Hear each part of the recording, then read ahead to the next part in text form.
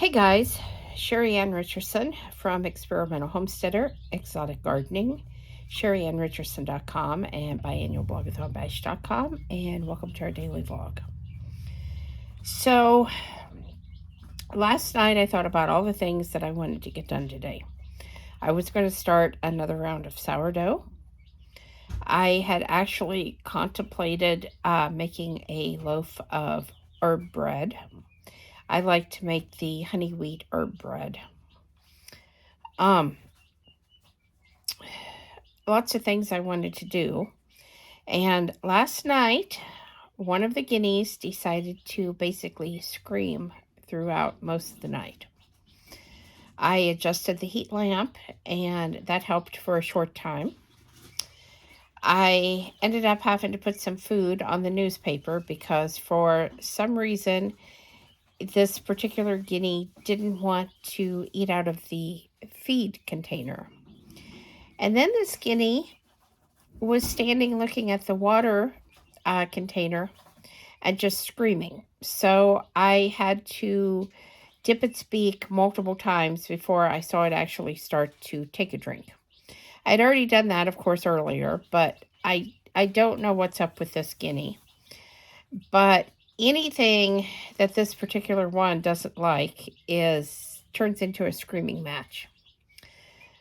So I was up and down, hoping that Jeff didn't hear, which of course he did, and trying to figure out what the problem was and trying to get this guinea to adjust to being here.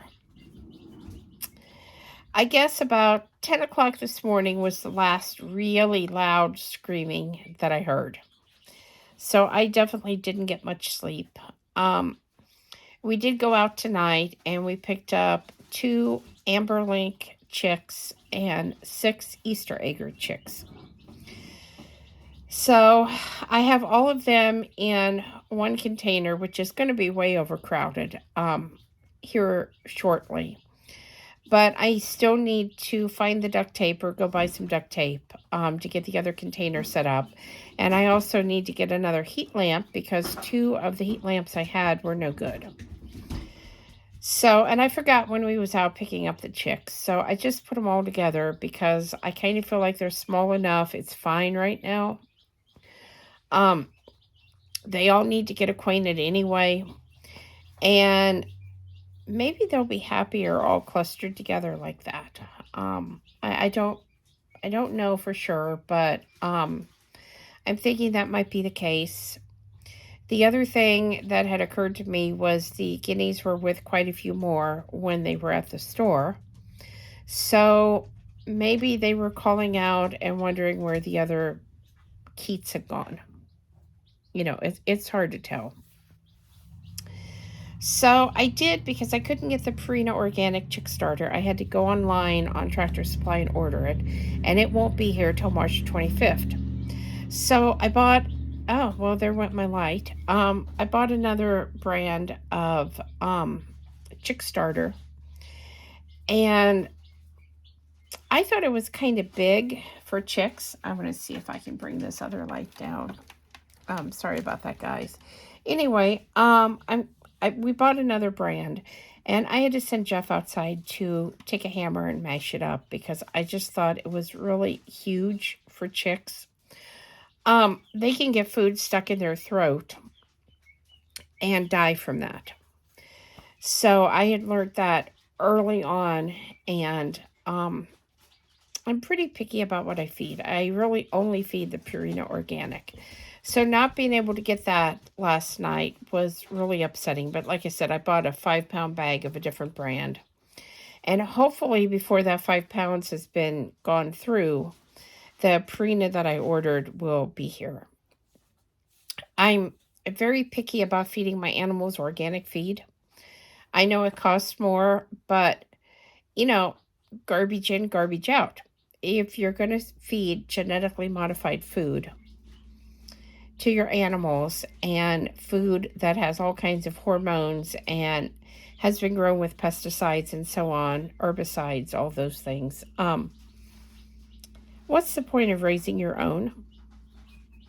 I mean, honestly, unless you're just doing it because you like to. But if you're raising your livestock to put food in your family's stomachs or your stomach, why wouldn't you do the best that you could do? And I really feel like the organic feed, not only do I feel like the animals actually do better and are healthier, but I feel like the food that they produce actually does have a different taste.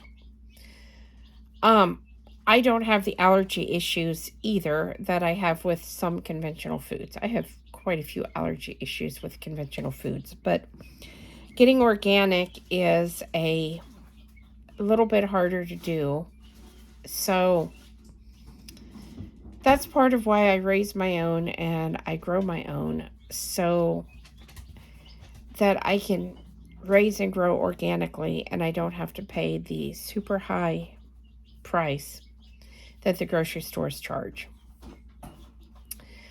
Um, I did, after supper, I'm hoping to get these cleaned up, but I did find some of my original seed starter trays from when I worked at Sandpoint Greenhouse back in the day. And a few of them were still good, so we're gonna, hopefully Jeff can get those washed up for me. And I can get some of the organic soil that I got tonight and get those filled up and get some more seeds started.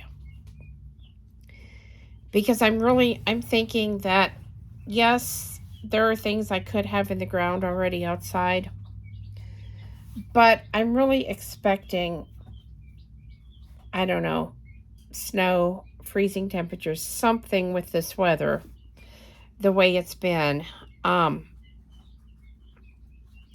I feel like starting inside is just a little bit safer because I really need the garden to turn out this year.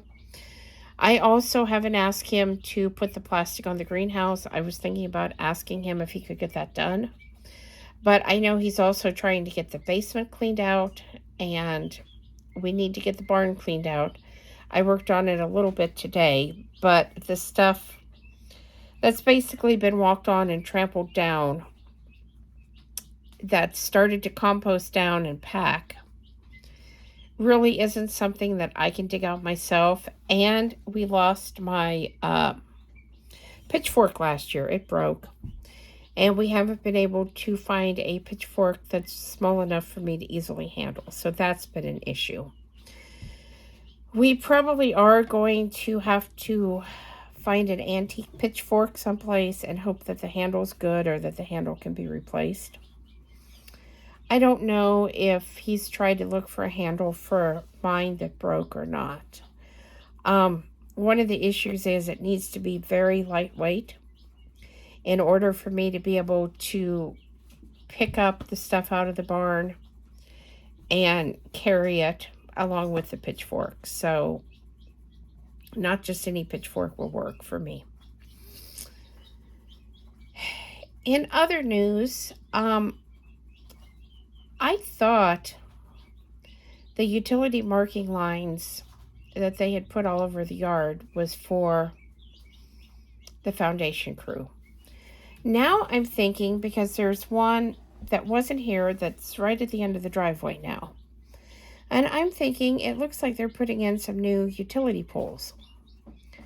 I don't want a utility pole right at the end of the driveway because that's going to make getting in and out of my driveway difficult, especially when there's ice and stuff there. So I'm going to have to pay close attention, because if they start to dig there, I'm going to go out and tell them that they really need to move that further down, because I had also hoped this year to maybe expand the driveway and make it a little bit wider than what it is, so we had more room to park. I don't know what they'll say. They may not give me a choice, and if that's the case, I may end up losing my front driveway, because I just feel like the way the water and stuff gathers, it's a slick spot, and with it right there on the edge, if that's what they're doing, that's going to make it really easy, if you slide at all, to slide right into that pole. So definitely not a good idea. I don't know why they just wouldn't replace the pole exactly where it stands now because, there's no problem with it there. But again, I don't really know what they're doing. So I may have to walk across the street tomorrow and ask and see what's going on because they've been across the street doing a bunch of stuff today, and I assume they'll be back tomorrow. Uh, that's about it for today. I hope you guys will subscribe. Thumbs up, thumbs down, comments below. Thanks for watching, and have a great night.